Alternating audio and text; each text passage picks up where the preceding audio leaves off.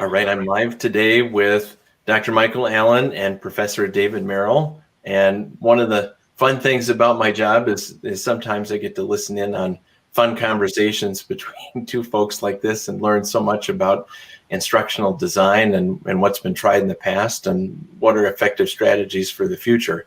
So I thought we'd try to recreate that a little bit today and have them have a conversation between just the two of them on instructional design and first principles of instruction and the challenges of today's L&D professionals. So I'm gonna drop off and be a fly on the wall once again. All right. Well, thank you, Christopher. This is such a treat for me. You know, I've just been a fan, admirer of David Merrill's work for so long. In my view, he is the most respected person in our and you should let me go first, so I could have. Yeah, Mike and I have been friends for a long time. Back when both of us didn't know what we were doing, and we're trying to invent things. And so, yeah, it's a mutual admiration society. I've always been envious of all the things that Mike has been able to accomplish as well, and certainly has made a giant influence, and probably had a lot more opportunity to visit with a lot more people directly than I have. I think my influence has been more indirect. I'm starting to realize, but people actually do read things that you're right. It's really, you know, I think that people in the field of education and teaching are here because of the rewards we get. If you just help one person build skills so they can go out and do valuable things, you just feel like you yourself have grown. Yeah. There's nothing more rewarding than have somebody take what you've written and find value in it. And you know, that always makes you feel really good. It would be a bad time. She said, yeah, well, okay, you hold up that one, hold up the new one. Okay.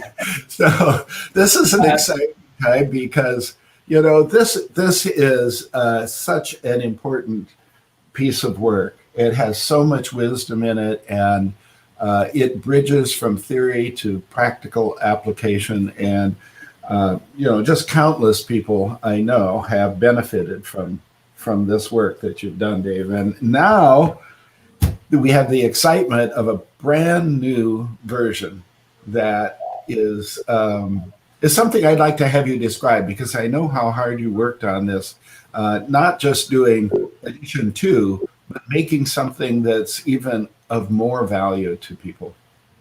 Well, I guess I'll tell the story that I talked to you earlier. Somebody came up to me at the convention a year ago, and it was kind of an interesting convention because a lot of people were saying they liked first principles, they were using it, and some colleague said she was teaching a course to a lot of teachers. She says, I'm having them all buy your book. And I said, well, have you checked with Wiley recently about getting a copy? And she said, no. And so we kind of looked it up on the internet right there while we were talking, and Wiley had taken it off their list.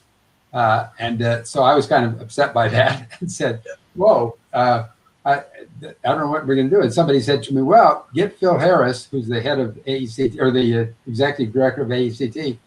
AECT will republish it for you.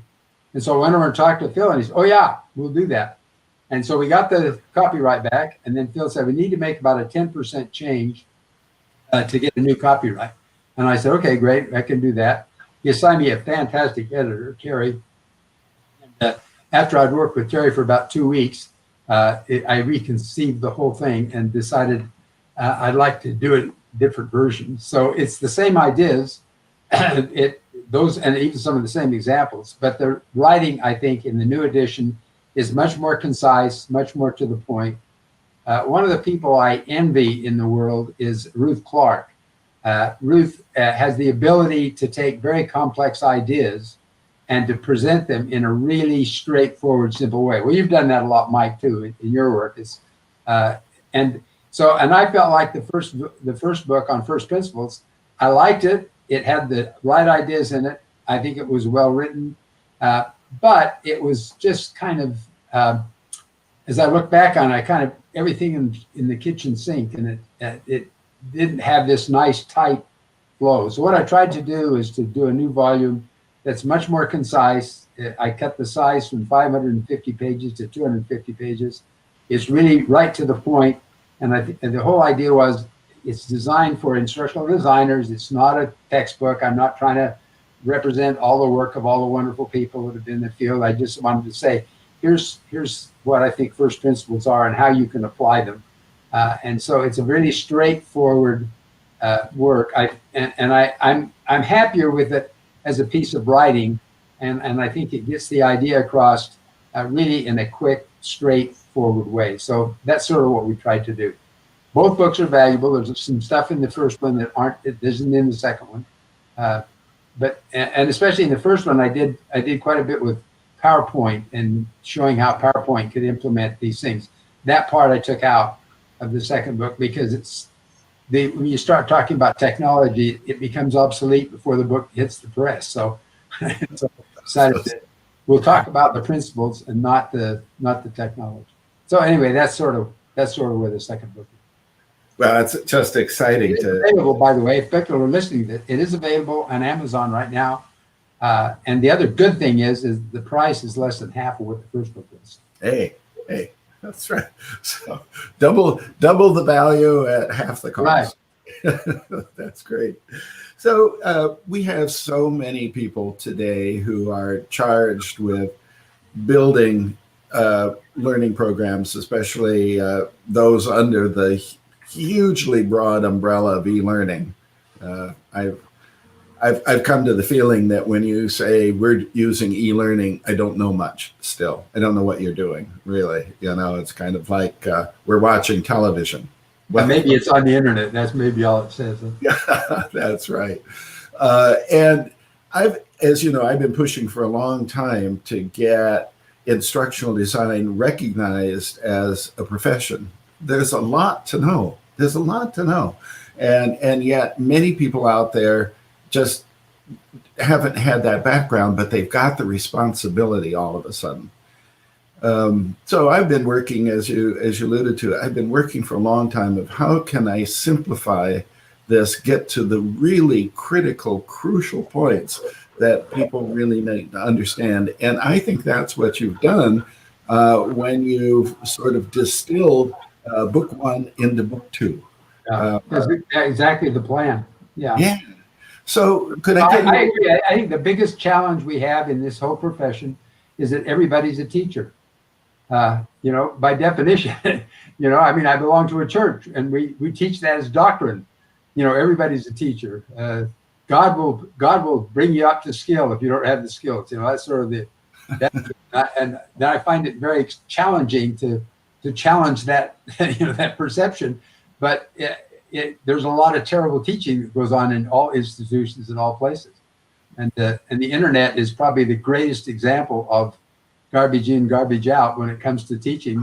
I know. And, people have said to me, do you think the internet has improved instruction? And I said, no, if anything, it has made it it's made it so easy to put stuff up that I think the quality of the instruction has actually gone down because anybody can stick it up there and anybody can call it instruction, and it isn't. And yet there's a lot of really wonderful things that people have studied in psychology, the psychology of learning, learning sciences, which is sort of an interesting issue we probably won't get into between learning science and instructional design. Is there a difference? But there's a lot of wonderful things that have been done, but they're very abstract and they're very if you have a degree in psychology, it's interesting to look at these and to study how people learn and so forth. But for most people, and a lot of the people I know, you deal with a lot of people in business and industry and the military, these are what I always say is designers by assignment. Yesterday you were the personnel director, tomorrow you're an instructor or a designer, even worse. And a lot of these people, very good intentions, want to do the right thing, copy what they've seen done, and just don't have basic kind of skills. So my goal was what's the simple set of skills? an interesting story that I tell all the time in my teaching was B.F. Skinner visited my graduate school when I was getting work on my PhD a long, long time ago. And in his speech that night, somebody asked him, he said, Dr. Skinner, in your book, so-and-so, you said blah, blah, blah. And tonight you said blah, blah, blah, blah. And I think there's a contradiction. And Skinner said, hell, you think I believe everything I ever wrote? And revelation to me, everything doesn't have to agree. At that point in time, I was still trying to make everything agree. And then the next thing he said really changed my life, because he said, what I tried to do is make as few assumptions as I could and to see how much of human learning I can explain with those few assumptions. I thought, oh my gosh, this is, really, if you look on my shelf behind me, there's a box of crayons. My dad was an artist, a landscape painter, and I always wanted to paint wonderful pictures. And I always wanted the biggest box of crayons I could ever get. I don't know how big they were in those days when I was little, but I'd always get a box with 8 crayons. And my dad would say, you already have more crayons than you need. You only need 3, red, yellow, and green. Red, yellow, and blue. And then he would show me how he could combine those colors together and paint really wonderful scenes with just 3 crayons. And so I learned from that many very big, important things can be built with just a few things. And when Skinner said that at my graduate school, I said, oh my gosh, he's saying that psychology can be described with just a few assumptions. And that stuck with me.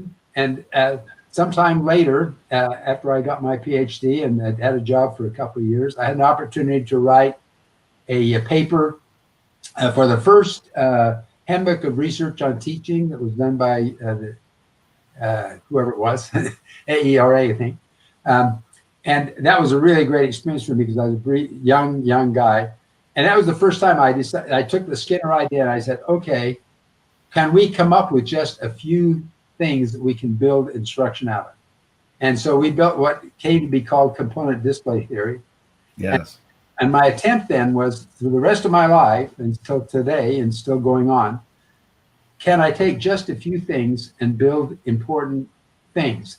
So what I've tried to do in First Principles of Instruction is to say there are a few basic ideas that are, I call it first principles, because if you don't do these basic things, all the other stuff you might do that might be wonderful and help learning really doesn't make a difference. If you have a bad foundation to begin with. So my whole goal was, can we take just a few things? And so in the new book, I talk about several things. I say, what are the learning events or instructional events that we can manipulate as instructors? And I try to point out there's really 4. Tell, show, ask, and do. That's really all you can do. But it depends what you tell and what you show and what you do. And so then I argue, okay, there are at least 5 kinds of skills that you need to have to solve problems. And now how do you build each of those skills with these few events? And then once you get those foundations, how do you combine those skills into a problem-solving strategy? And that's basically the whole book. It's very simple, but I found people tell me all the time, tell, show, do seems like such a simple thing until you start looking at what's out there and you realize that there's lots and lots and lots and lots of tell. There's some do. I mean, there's some show, but there's almost hardly any do. And you don't learn until you actually do something. And then the question is, well, in abstract areas like psychology or something, what do you mean do? What is do? If I'm in English literature, there's another good. What is do if I'm studying English literature? And I think becomes the real challenge. And so that's basically my career. I've said, how can I take 3 crayons and build there's another story there I got, because the other story I tell is, I'll tell this other story too, because it might be relevant here. And that is, just as I was getting ready to go to grad school, I went to the registrar at the university and said, do I have all the credits I need to graduate? Because I've been accepted into a graduate program. And they said, oh, well, you're short 1 hour of math credit. I had a math minor because I was an engineer at one point in time. And I said, 1 credit, 1 hour? And they said, yeah. And I said, oh my gosh, there isn't any 1 hour math classes ever. And so I looked at every possible thing I could find. And finally, I found a course called Number Theory. This is back in the 1960s, early 1960s, no, 59 actually. And I said, maybe this is a class I can take. It had just a little book. And the professor stood up and lectured. And at the end of every lecture, he said, think about it. No problems to work, no assignments, think about it. And I thought, how the heck do you think about mathematics? So every week I read the book again. It was only about 96 pages. So every week I read the book and it just went, I had no idea what was going on. And finally and then the midterm, he had a midterm exam. And he went to the board and he wrote on the board, invent a number system. And then he walked out of the room. And we're sitting there with a little blue book. What the heck is this all about? And I filled the whole blue book, as did the other 6 people in the class. And when we went to pick up our blue books, mine had a great big F about this big on it, big F right on the top. And I felt really bad, except that every other student had a big F on theirs as well. So I thought, okay, I'm not the only stupid. And I thought, man, I got this. I'm accepted to graduate school. I'm going to fail getting there because they're not going to get me graduate because of this stupid math class. And so about the 13th week, the light went on. And I said, oh my gosh, what he's trying to say is that there's lots of different number systems and that there isn't just base 10 and counting on your fingers. They can be base 3 or base 16 or whatever you want. And they have different purposes and different. And then he talked about community principle, distributed principle, and these were the things he was trying to get across to us. And so I think I've got it. I think, math is an invention. It's coming back to this, just a few ideas that build lots of powerful things. And the great thing is that math has been found to have as a great tool. It isn't reality, but it is a tool to help us understand reality. And that was a great realization. So when I got to the final exam, of course, exactly the same. He walked in and wrote, invent a number system on the board and handed us a blue book. And so I said, let there be an or and a rubber boot.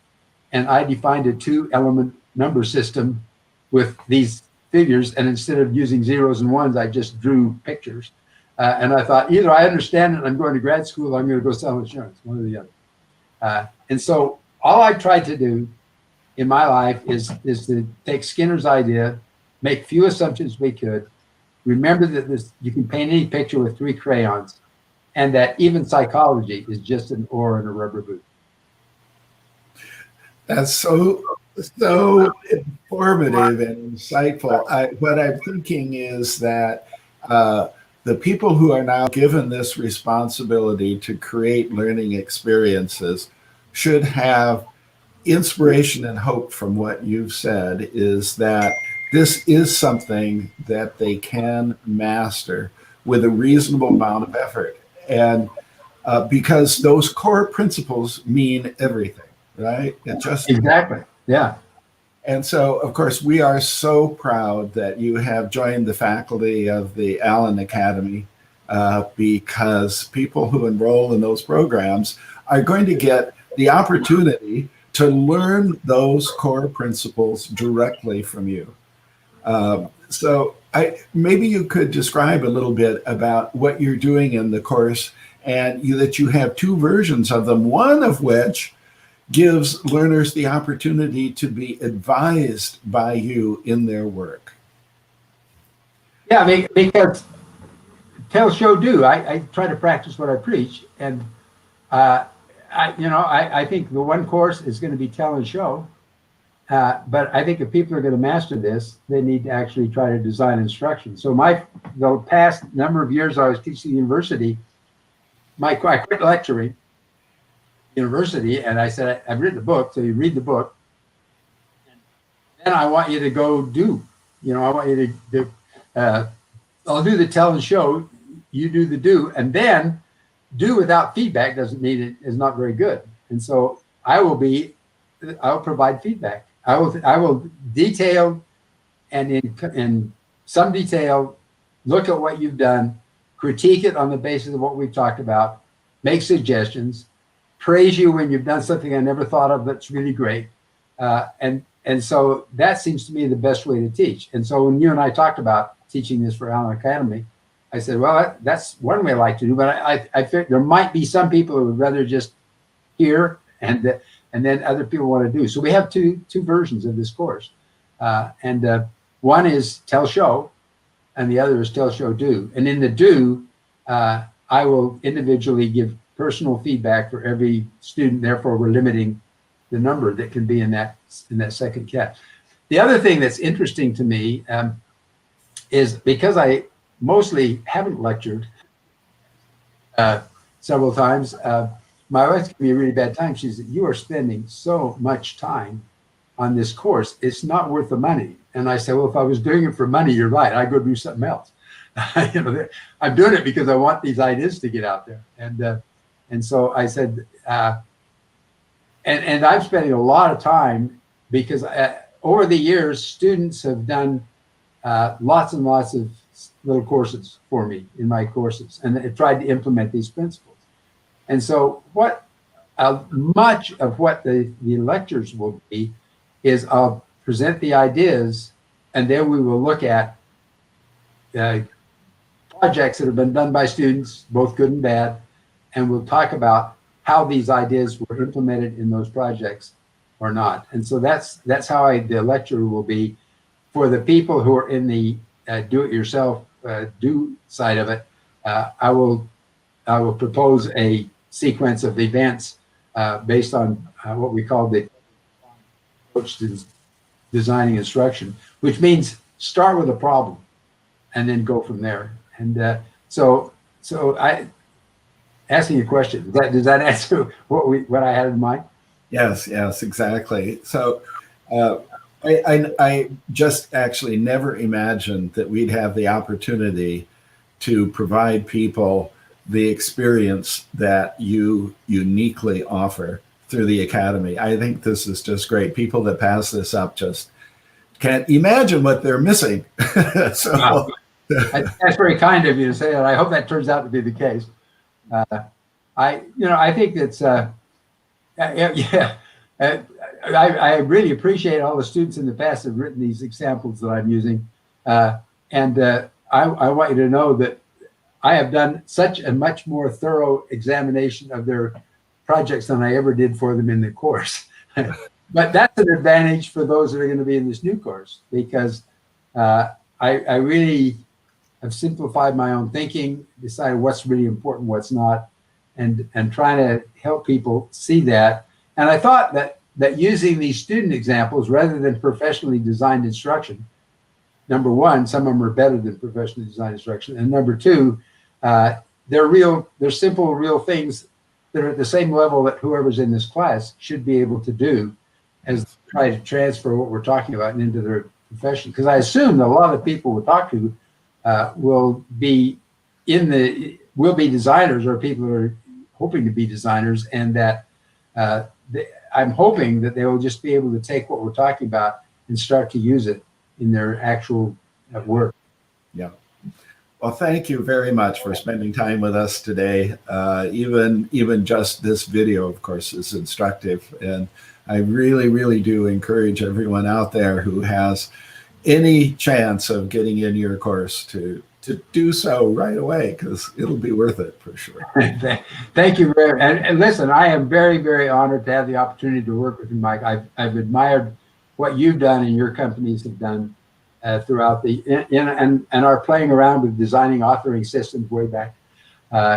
We both had some experience of doing that. It's a lot of fun things. So I'm looking forward to it. I appreciate the invitation. I'm glad to have the opportunity.